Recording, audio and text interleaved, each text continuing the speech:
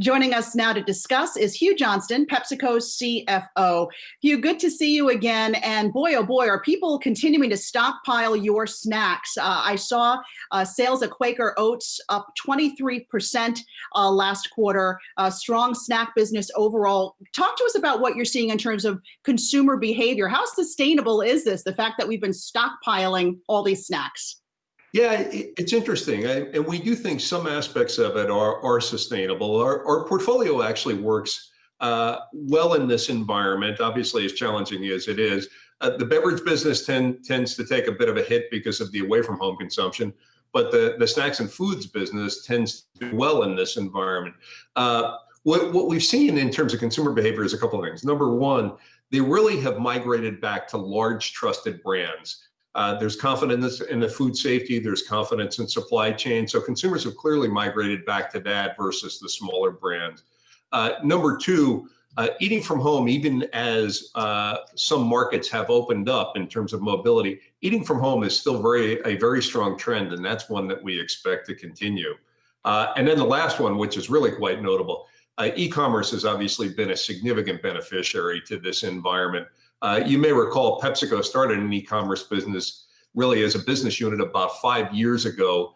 This year, we'll do over $3 billion in retail sales from our e-commerce business unit.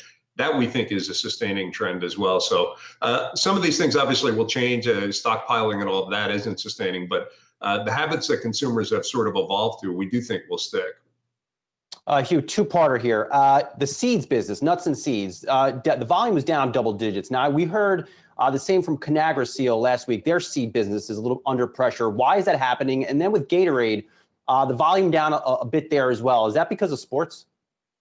Yeah, I think in both of those cases, it's really sort of evolved consumer and shopper habits.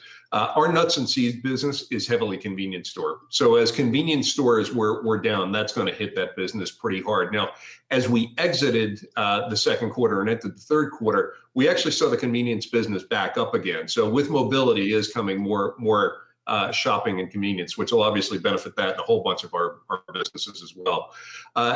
Gatorade, obviously, there's a lot happening with that business right now. Competitively, we're doing better, and clearly the business is performing better. What I would tell you is Gatorade tends to turn it on once the summer heat comes. And obviously, as you all watch the weather around the country, the summer heat is very much here right now. Hugh, last month, we know PepsiCo made the announcement that it's going to change its iconic Aunt Jemima brand, dropping that name and the image. How important was it for PepsiCo as a huge NFL sponsor to see the Redskins just earlier this morning officially say they are dropping that name and that image? How important was that for them to do it? We felt it was important, and we did share feedback with the team that we felt it was time for them to make a change, along with, from what I understand, a number of other sponsors as well. So we'll be curious to see where they go with the team name, but we felt they made a good decision. Hugh, where is PepsiCo at on the renaming process for Aunt Jemima? The business was strong for you in the most recent quarter, and once you do change that name, how do you think consumers will respond? This has been a big brand for PepsiCo for some time. Yeah, so we're still in the process of evaluating and trying to determine a new name for the business. In a lot of ways, it's a brand transition for us, similar to what we've done in other markets where we bought a potato chip business and then migrated the brand of that business locally over to Lay's. So we have experience doing this in terms of packaging cues. We have experience in terms of managing name transitions and things like that. We agree with you. It's a great business. We love the business. It was important for us to make the decision to change the name, and obviously we did that very rapidly. I think we'll manage our way through this one successfully. It's a skill set that we have. Hey, Hugh, in the previous earnings report, your company was talking about facing higher labor costs, transportation costs, as you try to meet growing demand for your products. Is that still the case? It is. COVID has created some significant incremental costs for us. In the second quarter alone, the incremental costs that were specific to COVID were almost $400 million.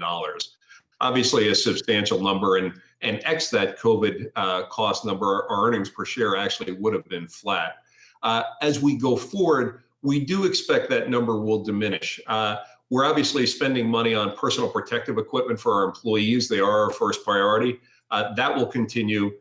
In addition to that, we're spending money on enhanced benefits for employees and also increased sanitation costs. Now, what we've learned is how to do it in a much more efficient manner. We had to react so quickly to this that our focus at that point wasn't cost at all. It was just, we need to do these things to protect our people. We're now figuring out ways to do it better. And over time, you'll see that cost significantly diminish in the next couple of quarters. Hugh, I think we could all agree that consumer behavior will have changed because of the pandemic for some time. You obviously have a leading presence in snacks, but as you take a step back and see the new consumer behavior, are there categories that you are not in that you may want to go in? You know, I look at frozen food. Frozen food is absolutely surging right now, and I can't imagine that won't stay in place in some form over the next couple of years. Well, I won't talk about things that we haven't announced, but let me share a couple of things that we have. Number one is we obviously made a significant investment in the energy drink category. Big category, still showing lots of growth dynamics. Consumers are still very much looking for energy as a part of managing their day. We closed the transaction with Rockstar, and in addition to that, we announced a distribution deal with Bang. So we now actually are a significant force in the energy drink business. Another one, and this plays to consumers wanting to stay at home a little bit more, but do it with familiar brands. We've announced that we're actually getting into the mac and cheese business, but we're going to do it in a PepsiCo way. It's going to be Cheetos mac and cheese. So it's all the comfort of mac and cheese with the great magic that Cheetos brings. Wow. All right. Looking forward to that. I want to, when can we expect that, did you say, that new product? Early fall. It'll be in the market early fall. Okay. Also, as we all continue to work from home and stay at home more, good rollout there. I want to ask you, though, before we let you go, about reports I'm seeing that PepsiCo has joined the Facebook ad boycott. Can you give us any clarity on that? Yes, we have not joined the boycott per se. What we have done is we've announced that we're suspending social media advertising for a period of time. I believe the boycott ends in July. Our orientation is less around the time frame, and it's more around the actions that need to happen. Our view of it, quite simply, is this. If you think about the business that we're in, we really do supply people with little bits of joy in their day, just smiles. That's the way we tend to think about it. And what we don't want to do is take the products that we have that bring a smile to people's face and really have them positioned right against some of the challenging things that are on social media right now. Obviously, as a company, we're in favor of free speech, but some of the things that are on social media are really inconsistent with the way that we're looking to position our brand. So as they do a better job with managing that, you'll see us come back to social media. But for the time being, we've said, no, we're going to pull back on that. So Hugh, just to be clear, it's social media across the board, not just Facebook. The only one that we've specifically pulled from right now is Facebook, but we're evaluating across the board. All right. Appreciate it. Hugh Johnston, CFO of PepsiCo. Continued good luck to you guys. Thanks. Thank you. Appreciate it. Hey investors, Zach Guzman here. Are you interested in learning more about the markets and getting the latest financial news? Well, then click right here to subscribe to our Yahoo Finance YouTube channel. Get the latest up-to-the-minute market analysis, big interviews in the world of finance, and information on how to manage your money every day wherever you are.